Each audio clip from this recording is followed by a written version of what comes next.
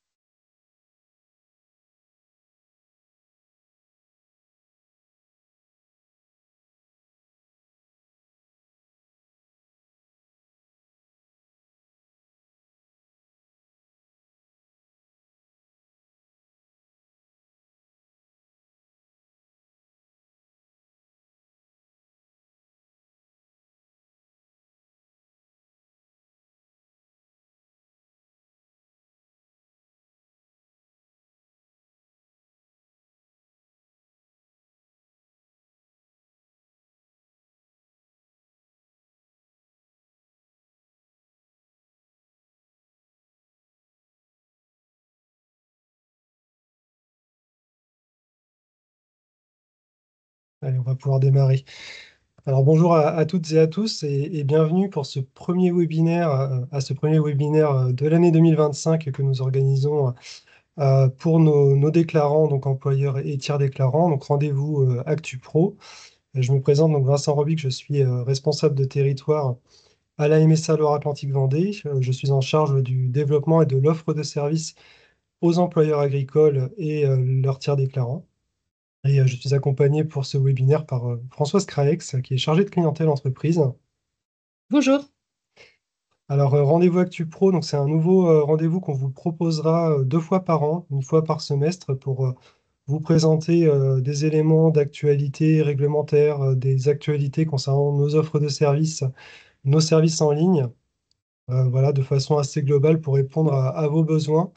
C'est vrai qu'on vous adresse régulièrement des newsletters d'information dont certains d'entre vous prennent connaissance, mais c'est vrai que l'idée, c'est d'aller un petit peu plus loin dans cette communication d'information avec voilà, un support un peu plus interactif qui vous permet aussi de poser vos questions.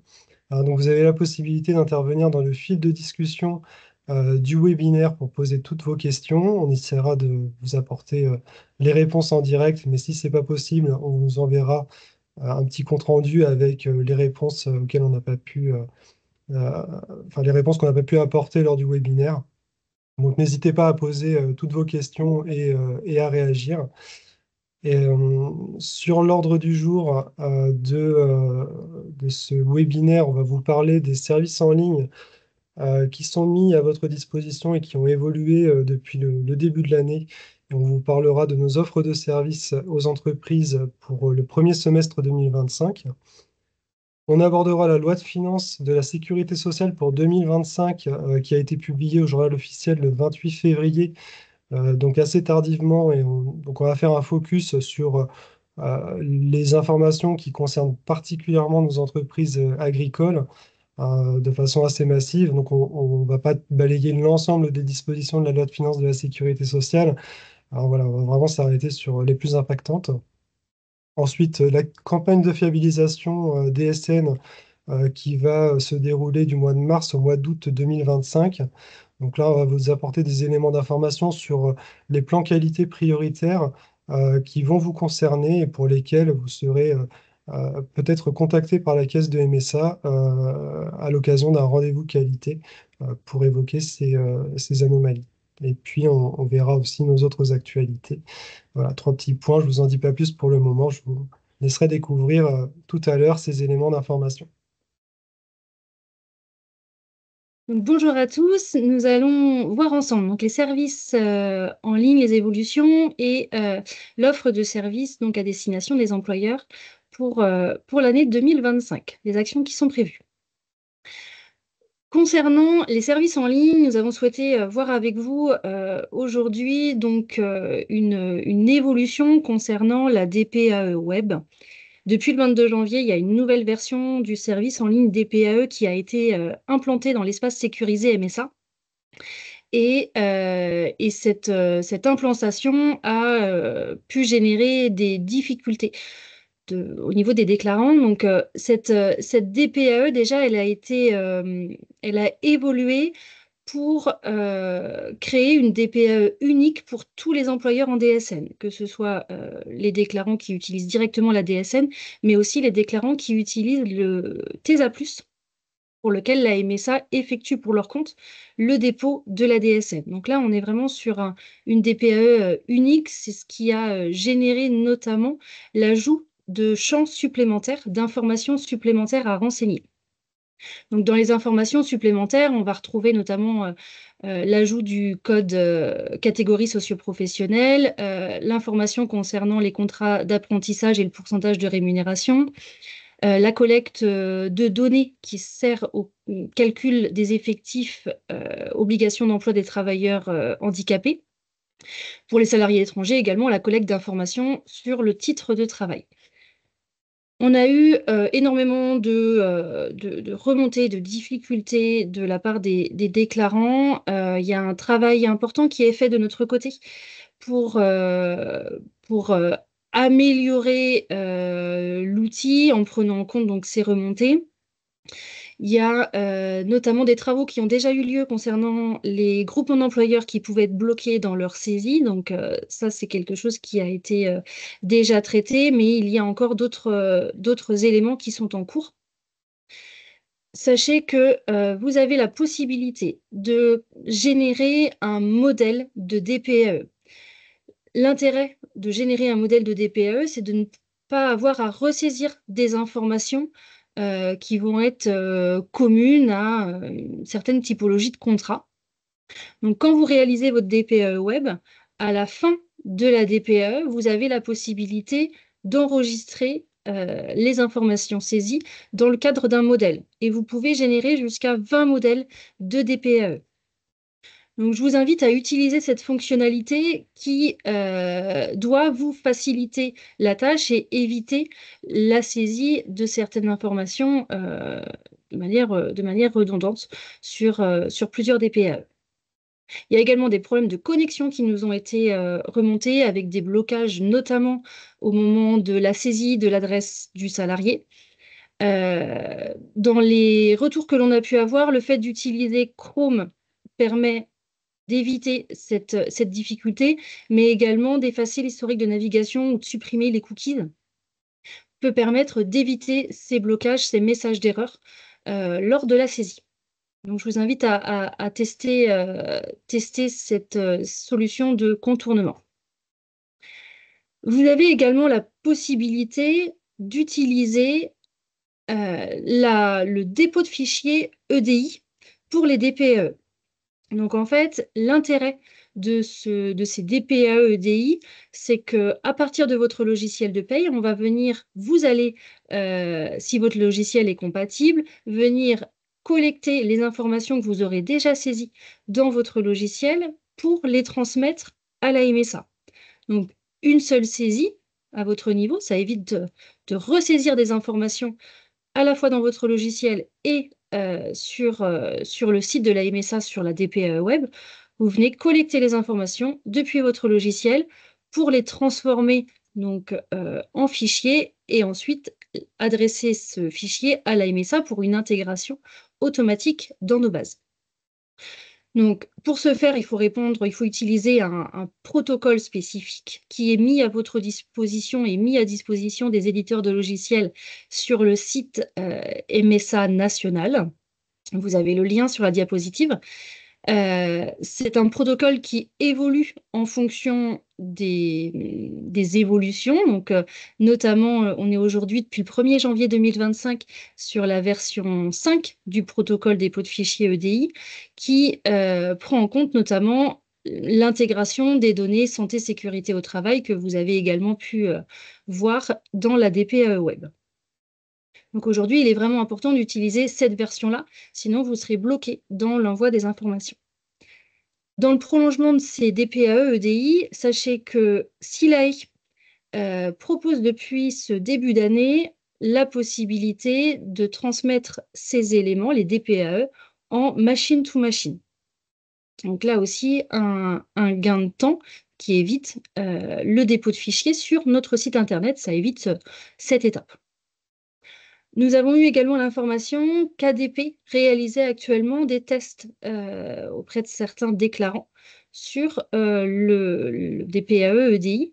Donc, si vous êtes utilisateur d'ADP, vous pouvez être concerné. Françoise, du coup, peut-être répondre déjà à quelques questions dans le fil de discussion et Et je dans les la vois rubrique pas. questions-réponses. Donc, alors, je vais te les lire. Dans ces cas-là, on a une première question de Julie Guérandel là, concernant la nouvelle DPAE web sur laquelle il n'est pas possible d'indiquer le motif de contrat pour les stagiaires. Et il y a la question de savoir si les stagiaires doivent faire l'objet d'une déclaration préalable à l'embauche. Donc là, la réponse à cette question-là, elle est oui pour le régime agricole, hein. Contrairement au régime général, les stagiaires doivent être déclarés via la déclaration préalable à l'embauche. Euh, alors, par contre, effectivement, si la DPAE ne permet pas de sélectionner ce motif de contrat, il faudra qu'on voit effectivement quelles bonnes pratiques on peut vous communiquer pour savoir effectivement dans ce cadre-là comment vous pouvez procéder. Donc, on vous apportera la réponse de manière reportée, mais en tout cas, je vous confirme l'obligation de déclarer les apprentis au régime agricole. Les On stagiaires. avait les stagiaires, oui, pardon, et les apprentis également. Oui.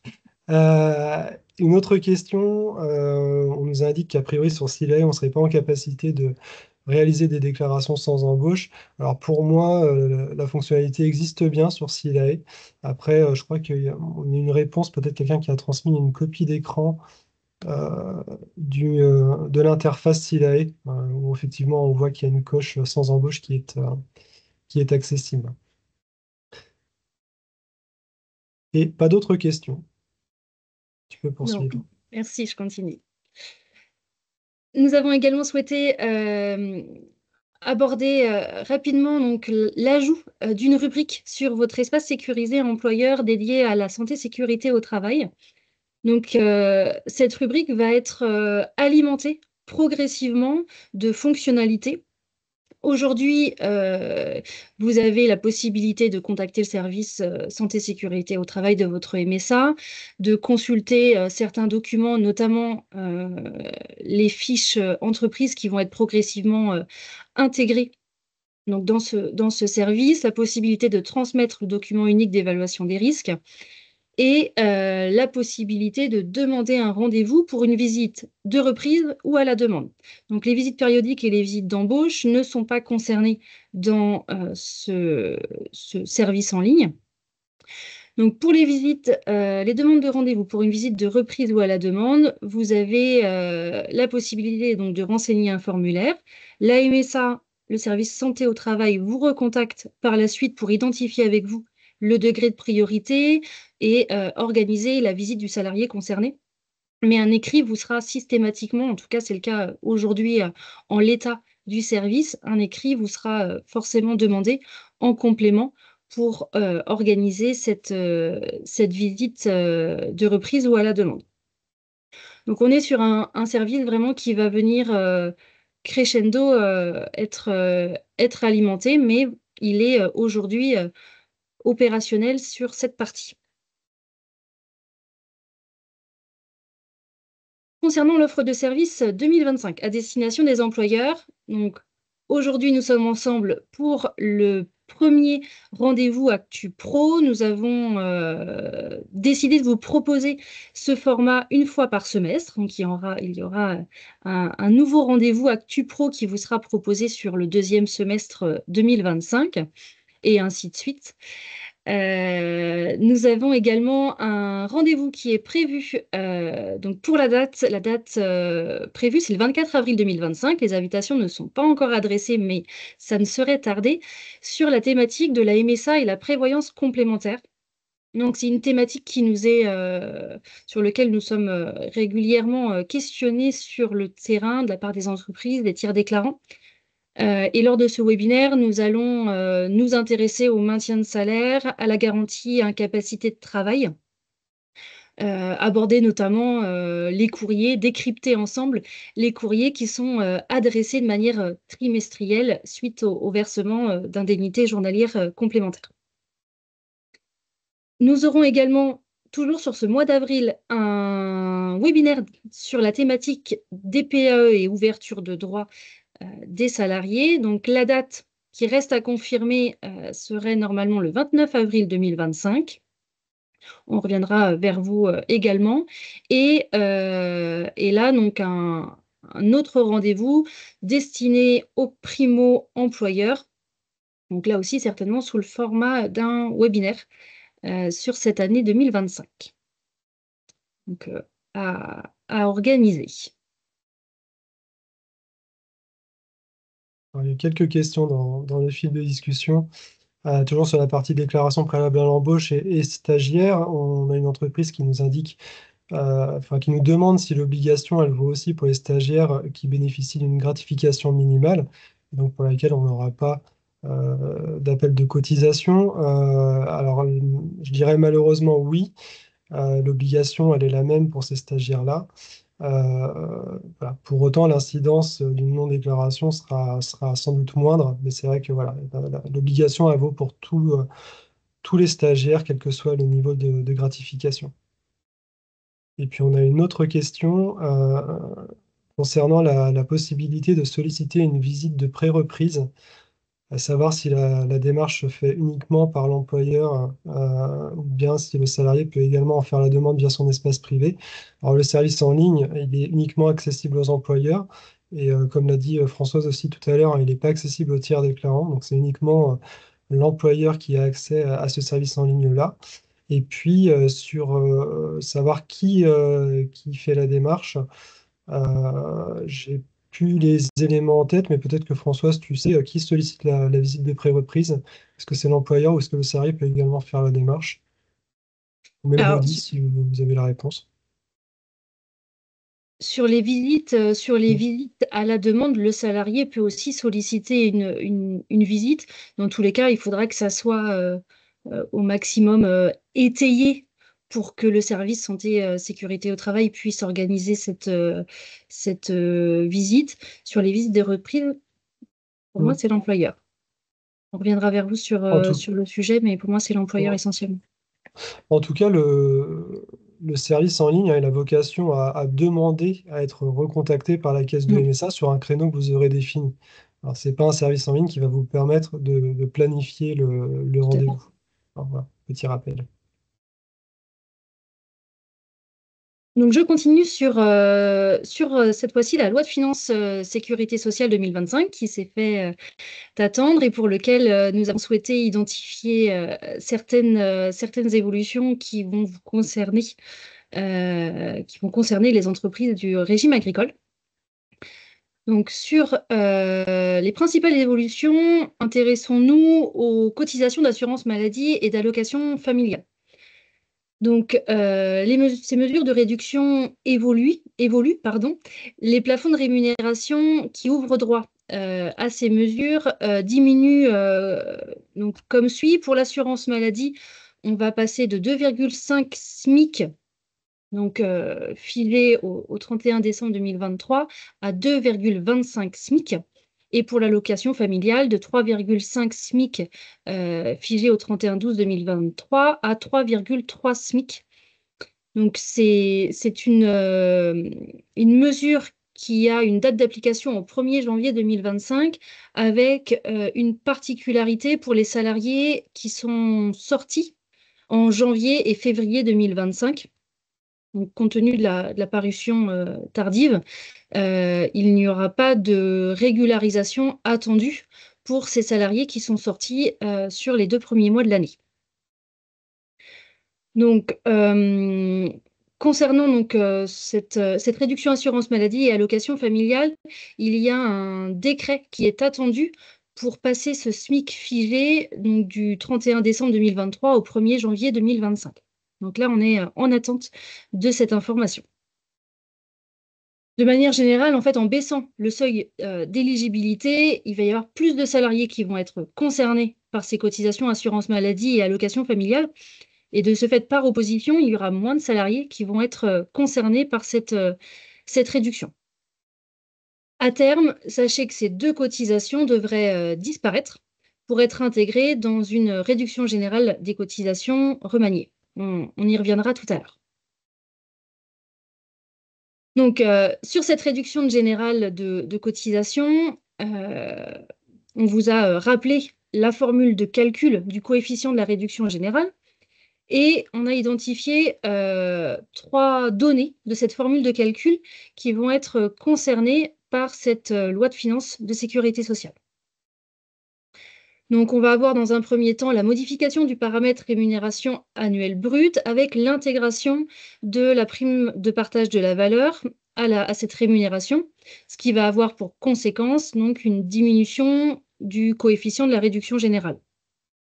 On est sur une prise d'effet au 1er janvier 2025 avec, là encore, une exclusion des salariés sortis en janvier-février 2025. Donc, pour ces salariés sortis en début d'année, le mode de calcul de la réduction générale est inchangé. Il va y avoir également la modification du paramètre SMIC. Donc, la valeur du plafond retenu est désormais fixée par décret pour réduire l'ampleur de son évolution. Donc, la valeur du SMIC horaire à retenir sera précisée par décret et sera comprise entre 11,65 qui est la valeur en vigueur au 1er janvier 2024 et celle actuellement en vigueur. Donc, on reviendra vers vous au moment de la parution du décret sur l'évolution de ce paramètre SMIC. On va également avoir une évolution du paramètre T, notamment suite à la baisse attendue du taux d'assurance chômage qui est prévu donc, au 1er mai 2025. Donc, cette cotisation assurance chômage qui va passer de 4,05 à 4%, qui va forcément avoir un impact avec une diminution du taux global qui va être porté à la formule de calcul de la réduction générale. Là aussi, on attend le décret d'application. Et puis là, c'est plus anecdotique, mais encore un nouveau nom pour la réduction générale, que l'on peut encore appeler réduction Fillon, qui va s'appeler à présent réduction générale dégressive. Et là, vous l'aurez compris, il n'y a pas d'incidence sur ce nouveau nom. Concernant donc cette réduction générale, pour aller un petit peu plus loin, on a souhaité s'intéresser aux évolutions attendues pour l'année 2026. Donc, il va y avoir une seconde étape de cette réforme concernant la réduction générale avec l'instauration d'un dispositif unique de réduction pour l'ensemble des salaires inférieurs à 3 SMIC. Alors, en termes de conséquences, ça veut dire une suppression des dispositifs actuels dédiés à l'assurance maladie et allocation familiale. Et également, donc il y a une volonté du législateur de limiter l'effet de trappe à bas salaire, donc de cette réduction générale dégressive, en relevant sensiblement le point de sortie de la future réduction générale donc pour 2026 en la passant de 1,6 SMIC à 3 SMIC. Donc là aussi, on est sur quelque chose pour 2026, un projet pour 2026. On aura l'occasion d'y revenir. Vincent, je te laisse me dire s'il y a des questions au fur et à mesure. Non, pas de questions pour le C'est moment. bon pour le moment, ok. Alors, qu'est-ce qu'il en est de l'exonération travailleurs occasionnels demandeurs d'emploi? Au 1er janvier 2025, il y a une augmentation du plafond de l'exonération totale à 1,25 SMIC pour cette exonération. Dans les faits, ce plafond de 1,25 SMIC avait déjà été appliqué au cours de l'année 2024, mais c'était de manière temporaire. Là, cette fois-ci, c'est inscrit dans la loi de finances et on est bien donc sur un plafond qui va s'appliquer, donc à compter, qui va pouvoir continuer de s'appliquer sur l'année 2025 à 1,25 SMIC. Il va également y avoir une extension du champ de l'application donc de l'exonération TODE, cette fois-ci avec une date de mise en œuvre au 28 février 2025, en intégrant donc les salariés saisonniers des coopératives agricoles de conditionnement de fruits et légumes et également les salariés saisonniers des CUMA mis à disposition de leurs adhérents. Alors, en termes de conséquences, le fait que cette extension du champ d'application de l'exonération s'applique à compter du 28 février 2025, bah, ça va avoir une conséquence sur les salariés qui sont déjà présents dans ces entreprises et qui ont pu bénéficier de la réduction générale dégressive sur ce début d'année. La règle étant de ne pas cumuler sur une même année civile la réduction générale dégressive et l'exonération TODE. Donc aujourd'hui, nous sommes dans l'attente d'un retour des pouvoirs publics pour voir s'il sera possible de renoncer exceptionnellement à la réduction générale dégressive pour 2025 pour ces deux types d'entreprises qui rentrent dans le périmètre de l'exo-TO à compter du 28 février 2025. Donc pour l'instant, on n'a pas d'informations sur le sujet. Pour les apprentis, donc la loi de finances de sécurité sociale prévoit également une évolution majeure, cette fois-ci pour les contrats qui sont conclus à compter du 1er mars 2025. D'une part, l'abaissement du seuil de l'exonération PO. Donc à présent, l'exonération de la totalité des cotisations salariales d'origine légale et conventionnelle pour la part de la rémunération inférieure ou égale à 50% du SMIC s'applique, alors qu'on était à 79% du SMIC pour les contrats conclus avant le 1er mars 2025. Et il y a également un impact sur la CSG-CRDS pour les apprentis. Donc l'apprenti sera à présent éligible à la CSG-CRDS pour la part de sa rémunération qui sera supérieure à 50% du SMIC. Vous avez sur notre site internet MSA Loire-Atlantique Vendée dans le dossier employeur, donc le dossier dans lequel vous retrouvez toutes les barèmes de cotisation légale et conventionnelle, vous avez une fiche qui est dédiée au contrat particulier, donc le contrat des apprentis en fait partie, sur lequel nous avons donc actualisé ces informations si vous souhaitez également les retrouver. On a bien conscience effectivement que les éditeurs de logiciels vont sans doute s'arracher les cheveux à devoir distinguer deux types d'apprentis, hein, entre ceux qui ont un contrat antérieur au 1er mars 2025 et puis ceux qui auront un contrat postérieurement à cette date. C'est vrai que ça va nécessiter deux gestions de paye différentes, donc sans doute un travail à réaliser du côté de nos éditeurs de logiciels. Concernant les groupements d'employeurs, nous avons eu une anticipation de la date de mise en œuvre d'une modification qui était prévue initialement pour le 1er janvier 2026 et qui concerne donc la détermination des effectifs pour les groupements d'employeurs. Donc à compter du 1er janvier 2025, les salariés qui sont mis à disposition de leurs membres par les groupements d'employeurs ne sont plus pris en compte dans l'effectif.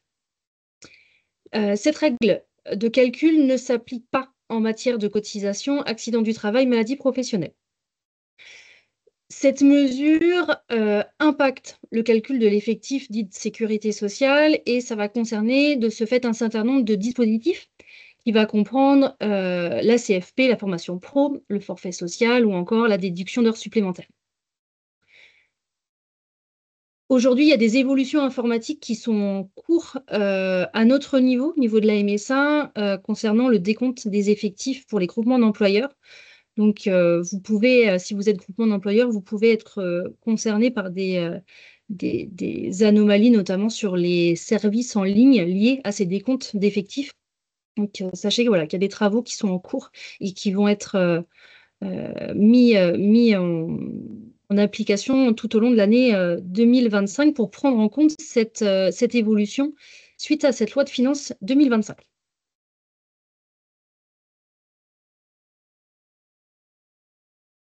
Je te laisse la main, Vincent, sur cette partie. Tu n'as pas ton Oui, micro. si, ça y est, c'est bon, je viens de l'ouvrir. Concernant l'évaluation des avantages en nature, on a une évolution importante dans le cadre de la loi de finances de la sécurité sociale pour 2025. Ce qu'il faut savoir, c'est qu'auparavant, on avait deux arrêtés concernant les avantages en nature, un arrêté applicable au régime général et un arrêté applicable au régime agricole qui datait de 2003, qui n'avait pas vraiment fait l'objet de mise à jour. Et donc, depuis la loi de finances de la sécurité sociale pour 2025, on a un arrêté commun et unique pour les deux régimes, régime général, régime agricole. Alors, la plupart des règles qui existaient auparavant sont reprises avec uniquement une actualisation des barèmes pour 2025. Mais par contre, on va avoir une mesure qui va s'appliquer à compter du 1er février 2025 au régime agricole qui concerne les véhicules électriques mis à disposition des salariés en tant que véhicules de fonction, et également la mise à disposition d'une borne de recharge électrique.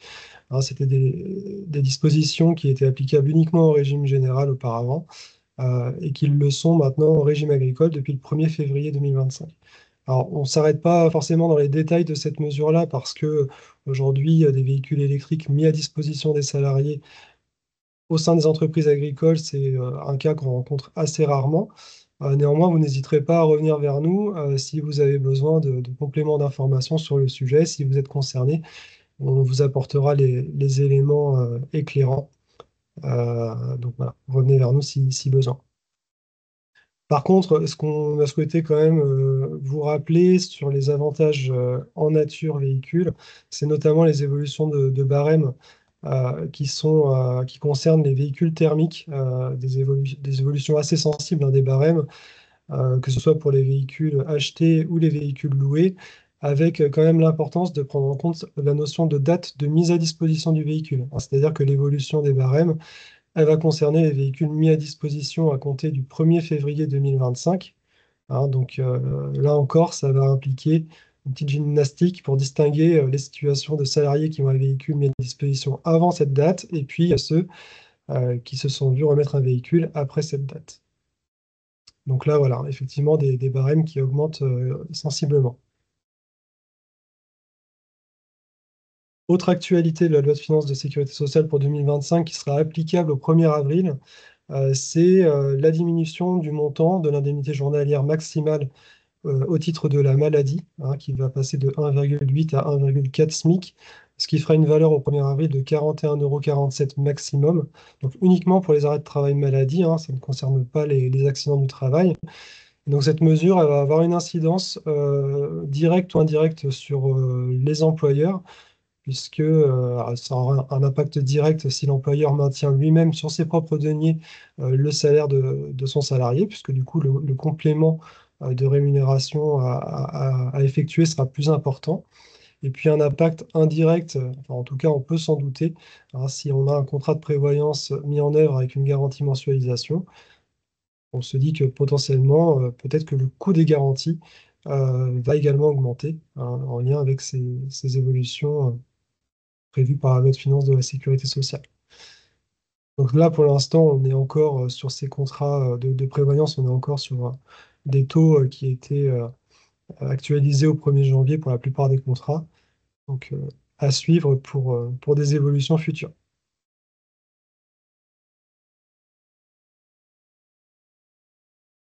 Peut-être répondre à quelques questions dans le fil de discussion. Je ne sais pas si tu as Oui, vu, Françoise, il y sur a les... deux questions. Alors, deux questions sur les groupements d'employeurs, sur le décompte des effectifs. La première question donc, de Jean-Philippe Brégé.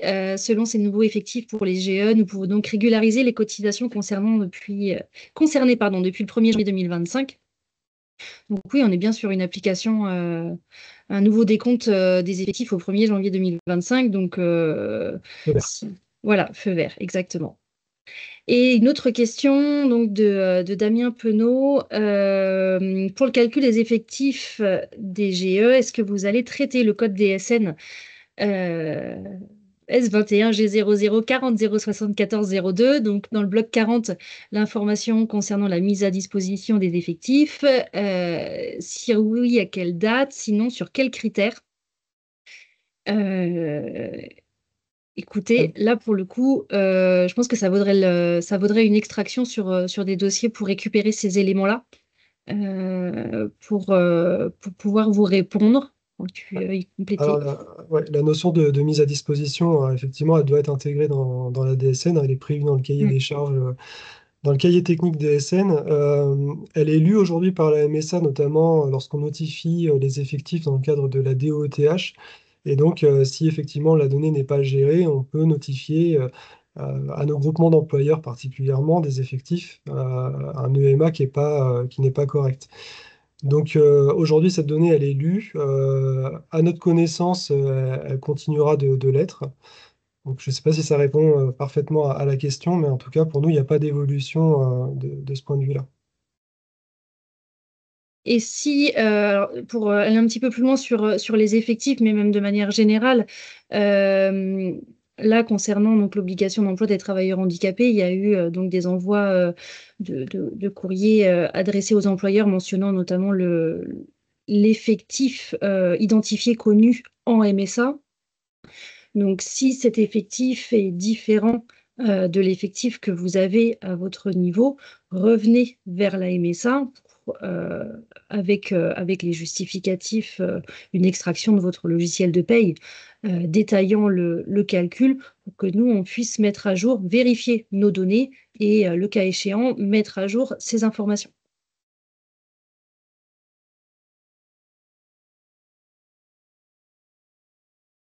Il n'y a pas d'autres questions. Je passe donc à la campagne de fiabilisation. Je reprends la main. Donc, la campagne de fiabilisation DSN en nous focalisant donc sur la campagne qui va se tenir de mars à août 2025. En quelques chiffres, avant de rentrer dans le vif du sujet, au niveau de la MSA Loire-Atlantique Vendée, les chiffres sont assez édifiants. Il y a eu un gros travail d'effectué par les déclarants, mais on est sur un nombre d'anomalies conséquent. Donc là, uniquement sur la DSN de février, on avait 15 000 salariés en anomalie. Alors, ça représente quand même, si on compare à l'année précédente, l'année N-1, ça représente 6 points de moins que ce que l'on avait en février 2024, mais on est quand même sur 37% de salariés en anomalie sur février, avec un focus quand même sur une anomalie qui est récurrente et qui concerne la cotisation accident du travail, maladie professionnelle. Vous voyez, sur 15 000 salariés en anomalie, il y a 5 000 salariés, un peu plus de 5 000 salariés qui sont concernés par cette anomalie, cotisation accident du travail, maladie professionnelle. Alors, ça s'explique aussi par des taux qui évoluent presque chaque année et qui nécessite donc une mise à jour de votre logiciel.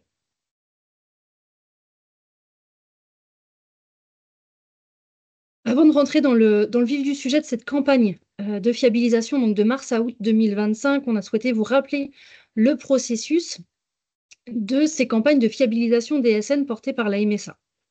Donc, la première étape, c'est bien la mise à disposition par la MSA dans votre service en ligne DSN, visualiser et vérifier mes DSN, ou via le CRM 130 directement à partir de votre logiciel de paye, des anomalies identifiées suite à la réception de la DSN que vous avez transmise. Sur les CRM 130, sachez que depuis environ un mois, ces CRM 130 que l'on appelle CRM temps réel sont mis à disposition 4 heures après le dépôt de la DSN, et ce, 4 fois par jour. Donc, ça doit pouvoir vous permettre d'effectuer une DSN annulée remplace lorsque vous prenez connaissance de ces CRM 130 et d'éviter d'avoir à faire des blocs de régularisation sur les DSN suivantes. À partir de la DSN d'avril, il va y avoir 19 contrôles supplémentaires qui vont être accessibles via le CRM 130. À partir de juillet 2025, 54 contrôles supplémentaires. Et à partir de janvier 2026, on a prévu d'ajouter des contrôles supplémentaires sur la prévoyance, donc GIT, décès et complémentaires frais de soins. L'objectif, c'est vraiment de basculer à terme tout ou partie des anomalies du service en ligne dans ce CRM 130. En deuxième étape, c'est la MSA qui va sélectionner des anomalies pour cibler des entreprises concernées. Donc là, on rentre vraiment dans le cœur de la campagne de fiabilisation. On va cibler un certain nombre d'anomalies qu'on va pouvoir voir ensemble par la suite, et ça va nous permettre de sélectionner de manière aléatoire des entreprises pour lesquelles la MSA va générer une interlocution, on va venir prendre contact avec vous pour échanger sur les anomalies que l'on a pu identifier, vous accompagner dans votre analyse et convenir ensemble d'un temps d'échange pour que vous puissiez effectuer les régularisations. À l'issue du délai convenu, il y aura un nouvel échange entre le déclarant et la MSA pour analyser les régularisations qui ont été effectuées. Si celles-ci ont été effectuées et que les anomalies ne sont pas justifiées, ou que les anomalies ne sont pas justifiées, eh bien la procédure de fiabilisation s'arrête ici, donc sur l'étape 4. Si il reste des régularisations à opérer, eh bien, il y a un délai qui est négocié et l'envoi d'une notification par la MSA, donc un document officiel qui va reprendre l'ensemble des anomalies identifiées, l'ensemble des écarts connus par la MSA, avec un délai d'à minima 30 jours pour mettre en œuvre les régularisations. Et à l'issue de ce délai, eh bien, il y aura l'envoi de la mise en demeure avec l'application de pénalité qui sera adressée au déclarant avec le montant des régularisations, parce que la MSA se substituera alors au déclarant pour effectuer les régularisations que le déclarant n'aura pas effectuées. Donc voilà le process de cette campagne de fiabilisation donc, qui s'inscrit clairement sur plusieurs mois avec un accompagnement de la MSA dans le cadre de cette campagne. Vous pouvez être amené à être contacté dans les prochaines semaines par un chargé de clientèle ou par un technicien MSA.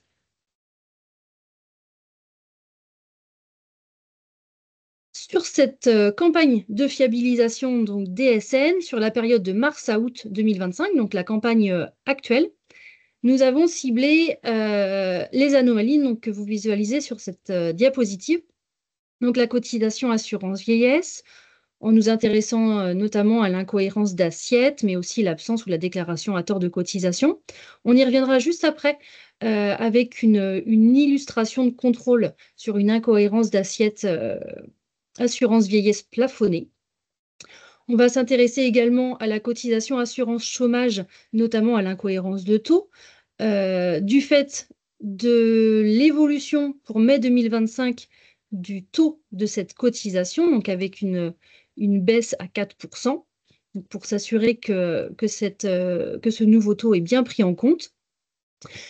Une analyse toute particulière également sur la cotisation 59, donc dédiée à la prévoyance à la mutuelle, avec l'incohérence d'organisme ou l'absence à tort de la cotisation. Donc ces anomalies, elles sont ciblées, anomalies prévoyance et mutuelle, elles sont ciblées dans le prolongement que nous menons actuellement sur les cotisations manquantes ou erronées pour la prévoyance 2023. Notre objectif, c'est vraiment de sécuriser ces données en amont lors de l'interlocution avec le déclarant. Également, donc, la cotisation accident du travail, qui, comme vous l'avez pu voir tout à l'heure, est une cotisation qui représente un nombre important d'anomalies pour lequel on travaille avec les déclarants. Et puis également, donc là on est sur une typologie d'anomalies différente, le montant net social, pour lequel il va y avoir, dans le cadre du déploiement de la solidarité à la source, une attention particulière sur le montant net social lorsqu'il est déclaré à zéro ou le montant net social absent. Dans les faits, aujourd'hui, le montant net social, donc c'est une obligation pour les déclarants depuis plusieurs mois. Et dans les dernières analyses, le montant net social déclaré à zéro ou le montant net social absent, ça représentait 80 entreprises au niveau national. Pour vous dire que c'est quelque chose qui a quand même été bien intégré. Pour autant, il y a encore des travaux à effectuer sur les déclarations de ce montant de net social, sur les données véhiculées.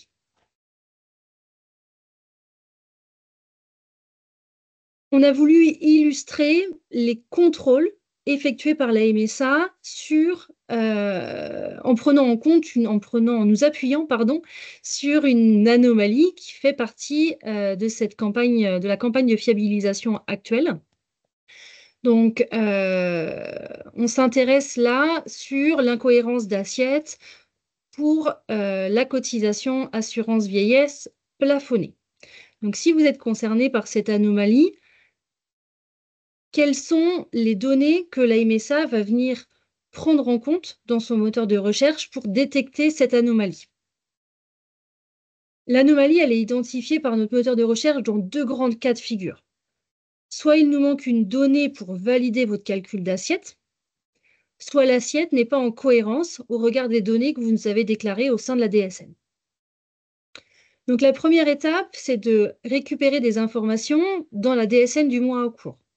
Donc on va prendre en compte les données dans le bloc contrat, on va prendre en compte la modalité d'exercice du temps de travail, la rémunération dans le bloc 51, dans le bloc activité, dans le bloc 53, on va venir chercher l'information du nombre de jours calendaires de la période d'emploi pris en compte pour le calcul du PMSS.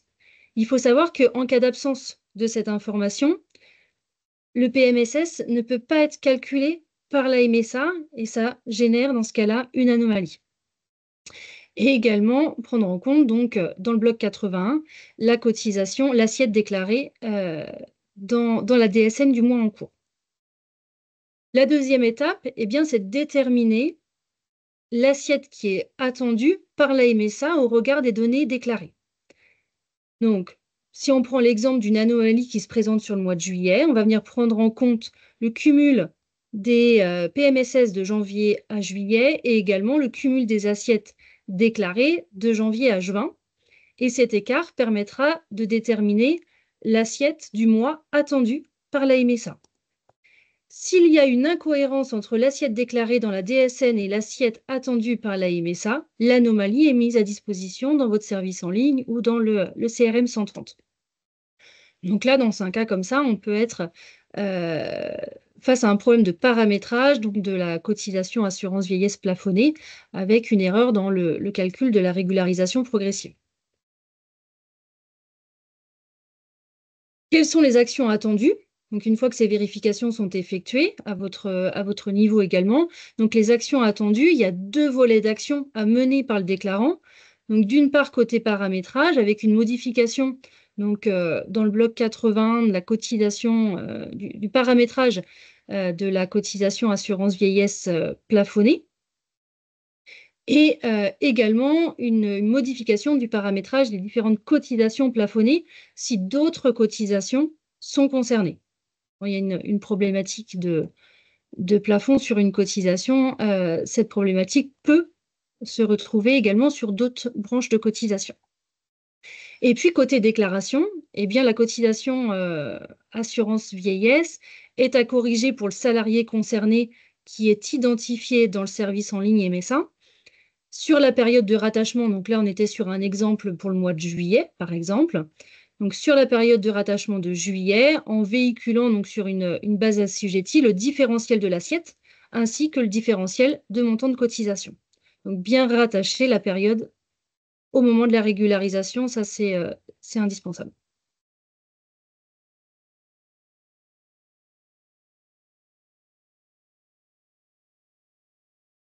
Avant de passer peut-être à, à l'étape suivante, enfin, la slide suivante, on a des questions dans le fil de discussion. On a une entreprise qui nous alerte sur le fait que, a priori, on a une maintenance en cours qui empêche l'envoi des signalements d'événements DSN. Alors, à notre connaissance, on avait effectivement hier un correctif qui devait être apporté euh, au niveau de ce qu'on appelle le bloc interrégime, c'est-à-dire le socle qui reçoit l'ensemble des DSN, régime général, régime agricole, en lien avec la mise en œuvre de la norme 2025. Et normalement, ce correctif, il devait se faire sur la journée d'hier, de 10h à 11h, et ce qui générait derrière l'impossibilité de déposer des DSN et la possibilité aussi d'accéder au tableau de bord. Normalement, à notre connaissance, c'était uniquement une indisponibilité d'1 heure. Donc, si ça se poursuit, je dirais que c'est pas forcément normal, ou en tout cas, c'était pas attendu. Donc, on va se renseigner, on va faire le lien avec nos équipes informatiques institutionnelles pour voir où est-ce qu'on en est dans cette mise à jour. En sachant que la mise à jour, elle est gérée par le JIP-MDS, hein, et donc pas forcément la MSA, pour le compte de l'inter-régime. Et puis une autre question sur les nouvelles DPAE. Alors on revient sur le sujet des déclarations préalables à l'embauche. Avec cette nouvelle DPAE unique, qui impose à l'employeur de saisir les coordonnées de l'organisme de prévoyance et de l'organisme de retraite. Alors, il faut savoir que ce nouveau formulaire de DPAE, il est largement inspiré de ce qui existait dans le cadre du TESA+. Et comme le TESA+, fait office de contrat de travail, eh ben, la mention de l'organisme complémentaire et de l'organisme de retraite est une mention obligatoire du contrat de travail, ce qui fait que bah, c'est repris dans la déclaration préalable à l'embauche, au grand regret de nos employeurs voilà, qui déclarent leurs éléments de paye par la DSN en direct. Donc ça, c'est quelque chose qu'on a fait remonter à notre informatique institutionnelle, hein, voir dans quelle mesure on peut supprimer ce champ pour les employeurs comme vous qui n'êtes pas utilisateurs du TESA. Et Et nous avons puis, deux autres questions. Ces régularisations se font en import DSN ou régule en paix, entraînant les infos en DSN. Euh, alors, pour nous, euh, on n'a pas la visibilité du canal que vous utilisez au niveau de votre logiciel de paye. Nous, effectivement, on visualise les régularisations, mais là, on est sur du paramétrage. Euh, du paramétrage qui s'appuie sur le cahier technique DSN. Alors, je ne suis pas sûre, j'espère ne pas répondre à côté de la question.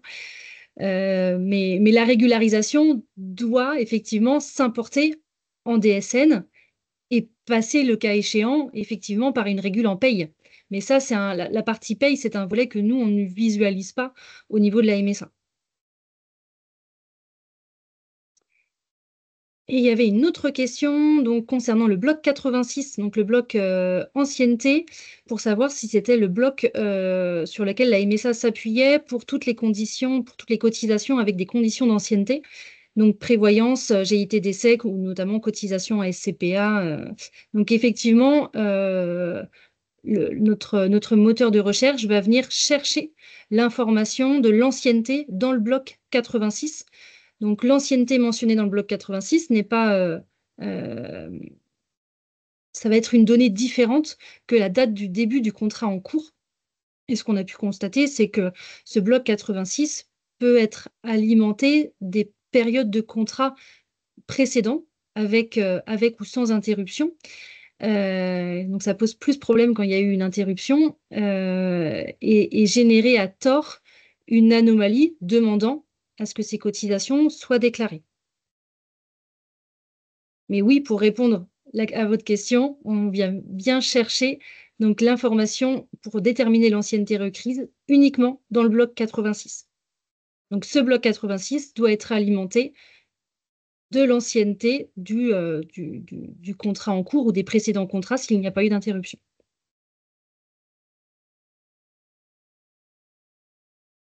Et il n'y a pas d'autres questions. pas d'autres questions. Donc on poursuit. Ouais, une petite information sur la DSN de substitution qu'on avait déjà évoquée avec nos tiers déclarants en début d'année. Un petit rappel sur les CRM 130 qui sont mis à votre disposition sur le tableau de bord DSN. En fait, ces CRM 130, comme le disait Françoise, ont continué de s'alimenter. Et donc, à terme, on aura plus de 350 anomalies qui seront répertoriées dans ces CRM 130. Donc ça, c'est à horizon 2026. Mais en 2026, on va aussi avoir ce qu'on appelle la DSN de substitution, qui va se traduire par l'envoi par la MSA d'un CRM annuel, donc un compte-rendu métier annuel, qui va vous informer de l'ensemble des anomalies restant présentes sur votre compte et qui nécessitent une régularisation de votre part. Avec le même principe que vu précédemment, c'est-à-dire que vous aurez un délai pour effectuer les régularisations attendues. Vous aurez deux échéances de DSN, hein, pour produire les régularisations. Et si vous ne faites pas le nécessaire, vous aurez du coup une régularisation qui sera faite par la MSA. Et c'est ce qu'on appelle la DSN de substitution. Donc voilà, c'est important de le savoir parce que derrière, c'est aussi pour nous, en fait, enfin, une façon de vous alerter sur la nécessité de bien regarder régulièrement vos anomalies DSN, soit via le service en ligne, soit via les CRM 130, parce que bah, demain, effectivement, les régularisations vont s'imposer encore plus à vous. Donc voilà, soyez vigilants par rapport à ça. Et puis, on a intégré aussi dans notre plan qualité prioritaire des anomalies concernant le montant net social à zéro, le montant net social absent. Ça va être une donnée qui va être de plus en plus importante dans le cadre du versement à la source, enfin, de la solidarité à la source, pour les prestations RSA, primes d'activité, etc. C'est-à-dire que à compter du mois de juin, la MSA va commencer à alimenter les déclarations trimestrielles de ressources pour les bénéficiaires de la prime d'activité, pardon, du RSA au 1er juin. Et à compter du 1er septembre, ce sera le cas également pour les bénéficiaires de la prime d'activité. Donc on ira chercher le montant net social que vous avez déclaré via la DSN. Et donc le salarié aura la possibilité, via un service en ligne, de contester le montant net social qui aura été pré-renseigné sur sa déclaration trimestrielle de ressources. Et donc potentiellement, bah, dans nos circuits, ce qu'il est prévu, c'est que si on constate que le montant d'aide sociale est effectivement erroné au regard des informations en notre possession, on génère une interlocution vers le déclarant pour l'inviter à mettre en œuvre des régularisations. Et donc vous allez entendre de plus en plus parler de ce montant d'aide sociale, et en tout cas, c'est un sujet sur lequel on va vous solliciter de plus en plus. Et puis, on profite aussi de ce webinaire pour démentir une fake news. On a un éditeur de logiciels qui a informé ses utilisateurs de l'exclusion des personnels de bureau aux cotisations à FNCA, ANEFA et Provea, mentionnant que c'était suite à une information de la MSA. Alors, on n'a pas réussi à trouver l'origine de cette information erronée. En tout cas, au niveau de notre caisse centrale, on a pris contact avec les partenaires pour s'assurer qu'effectivement, les conditions d'éligibilité à ces cotisations étaient vues au niveau de l'activité de l'entreprise uniquement et pas au niveau de l'activité des salariés. Ce qui a été confirmé, hein. Donc, on vous confirme que les personnels de bureau ne sont pas à exclure du champ d'application des cotisations à FNCA, ANEFA, Provea. Alors, on avait déjà communiqué avec certains d'entre vous de manière individuelle sur le sujet, mais là, ça permet voilà, d'informer plus largement sur ces questions-là.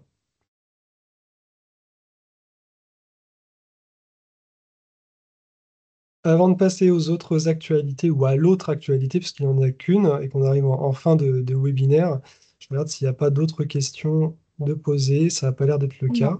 non, non, il n'y en a pas.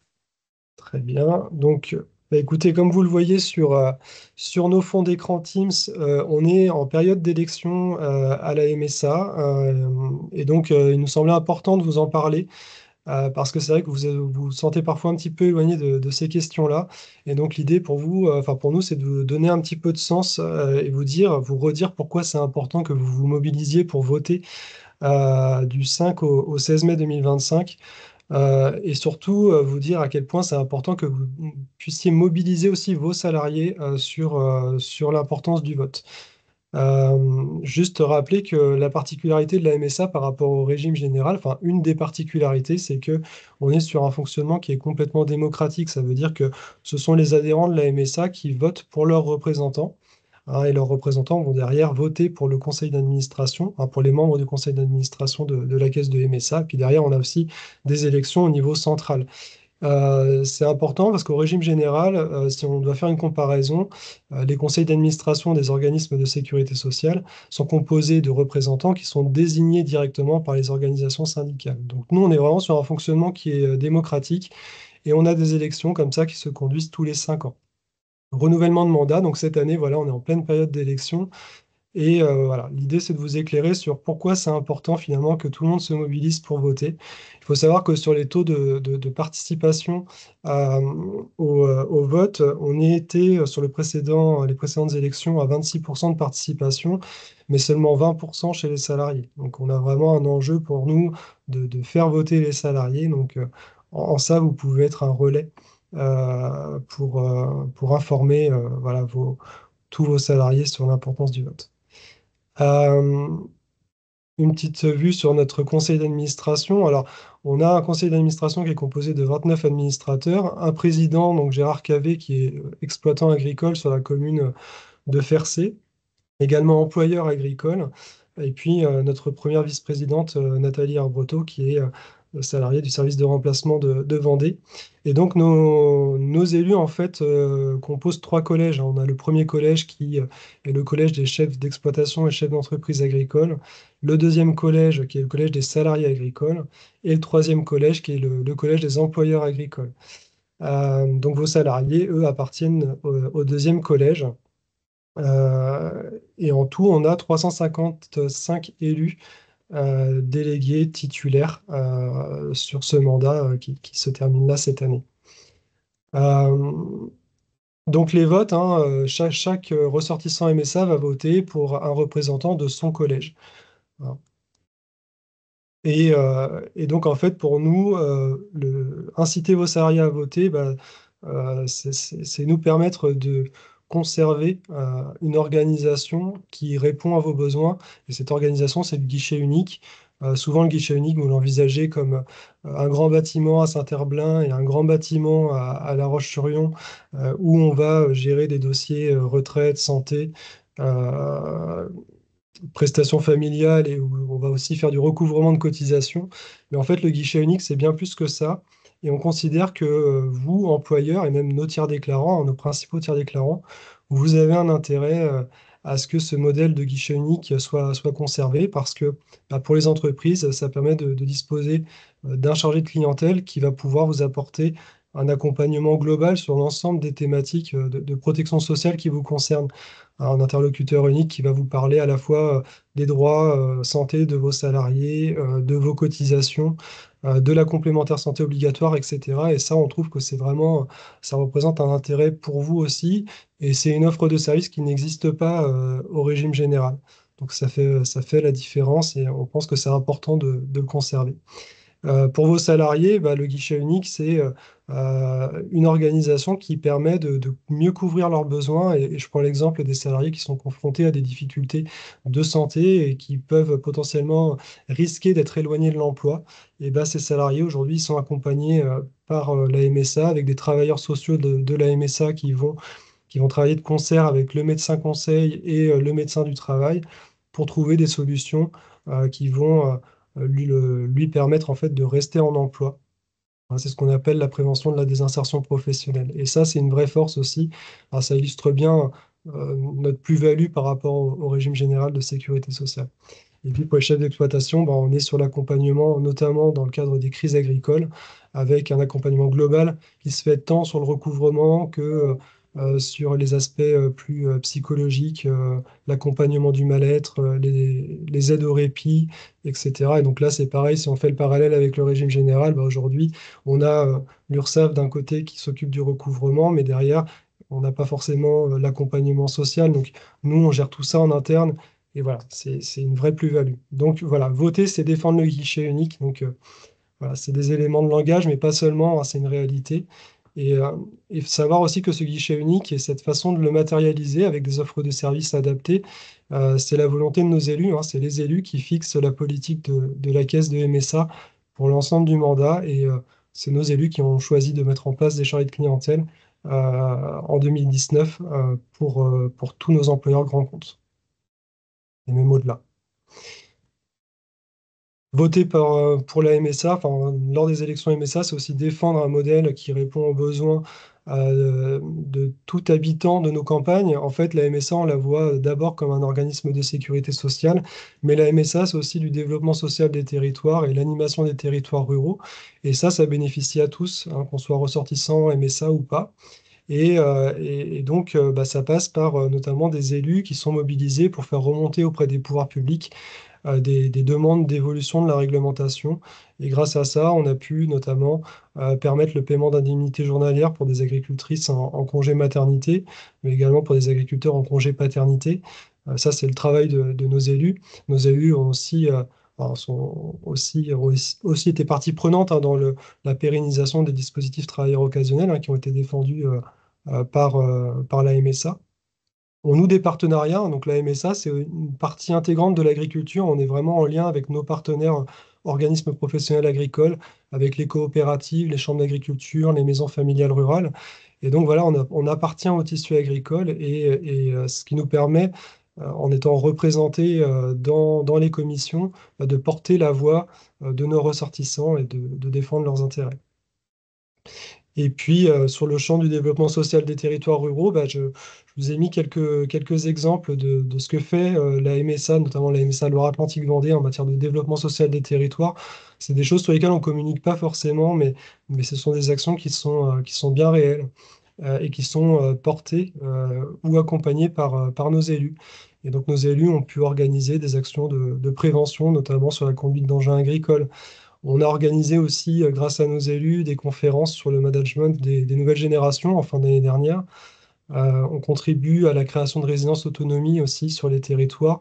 On a ouvert une résidence autonomie sur la commune de Préfaille en 2021 avec un accompagnement de nos élus et de nos services administratifs. On soutient la création de lieux d'accueil enfants-parents aussi.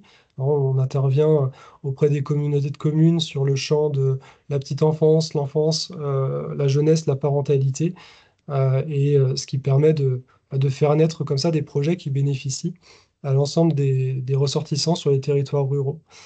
On est aussi présent sur le champ de la solidarité alimentaire avec des programmes de paniers bio solidaires qu'on soutient. On a soutenu aussi un tiers-lieu récemment pour la mise en œuvre d'une conserverie mobile. Et puis, on est aussi présent sur la mobilité solidaire avec la création tout récemment d'une antenne de véhicules de location à tarif solidaire sur le vignoble nantais, qui permet à des personnes en situation d'insertion professionnelle de bénéficier d'un véhicule pour pouvoir tout simplement travailler et revenir vers l'emploi. Donc voilà, tout ça, ça illustre aussi les actions très concrètes que mène la MSA sur les territoires. C'est pas forcément visible de tous et parfois on se sent un petit peu éloigné de ces sujets. Mais ces actions solidaires et de développement social, elles sont de plus en plus importantes pour nos territoires ruraux et en plus de ça, dans un contexte économique, politique ou géopolitique qui se complexifie. Et donc, voilà, voter, c'est aussi défendre ce soutien justement à toutes ces actions solidaires sur les territoires.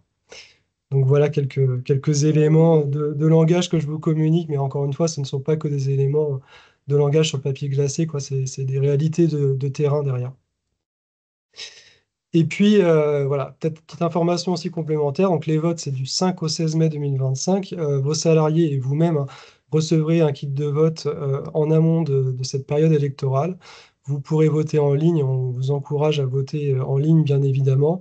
Mais le vote par correspondance sera possible avec une petite enveloppe T qui permettra de voter gratuitement. La liste de vos candidats, elle est à retrouver via le lien que vous avez ici. Vous pouvez cliquer sur le lien pour accéder à un petit moteur de recherche pour savoir qui est candidat sur votre circonscription. Et puis, on vous a remis en face les conditions pour pouvoir être sur les listes électorales et vous dire que seuls les salariés qui étaient ressortissants MSA au 1er avril 2024 pourront voter pour ces élections. Voilà, et donc on se tient à votre disposition, on vous communiquera des éléments de communication que vous pourrez relayer auprès de vos salariés. Il y a des affiches, vous avez des notes d'information que vous pouvez véhiculer via vos intranets ou des mailings que vous adressez à vos salariés, des visuels. Et puis surtout, on peut aussi vous proposer d'intervenir dans vos locaux, dans votre entreprise, pour retenir par exemple un petit guichet pour voilà, permettre à vos salariés de venir à notre rencontre, échanger avec nous sur leur dossier, parler de l'accès aux droits et valoriser les élections. Donc n'hésitez pas à revenir auprès de nous. On a déjà quelques entreprises qui nous ont sollicité pour qu'on puisse organiser ce genre d'événement. On le fait dans le cadre des élections, mais on le fait autant que de besoin. Donc n'hésitez pas à nous solliciter sur le sujet. Et j'en ai terminé pour le sujet des élections. On compte sur votre mobilisation. Voilà. Faites ruisseler tout ça auprès de vos salariés. Du coup, je ne sais pas si Françoise, tu avais quelque chose à ajouter ou s'il y avait des réponses à des questions complémentaires.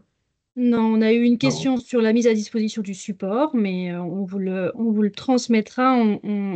cette présentation est enregistrée, donc on viendra aussi la mettre à votre disposition sur notre chaîne YouTube sur lequel on a déjà des présentations, notamment sur l'embauche de travailleurs étrangers, sur l'accès aux droits, sur d'autres actions qu'on a pu faire par le passé. Donc on viendra également ajouter cette réunion si vous souhaitez également la partager avec des personnes qui n'ont pas pu assister à cette présentation. Donc ça, voilà, dans les prochains jours, on vous la transmettra. Très bien. Bah, écoutez, donc c'est la fin de ce webinaire avec 10 minutes de retard, veuillez nous excuser. On se retrouve pour un prochain webinaire le 24 avril prochain pour parler d'indemnités journalières complémentaires, de maintien de salaire, de prévoyance. Et d'ici là, on vous souhaite à toutes et tous un bon week-end par avance. À Merci à vous, bientôt. bonne journée, au revoir. Au revoir.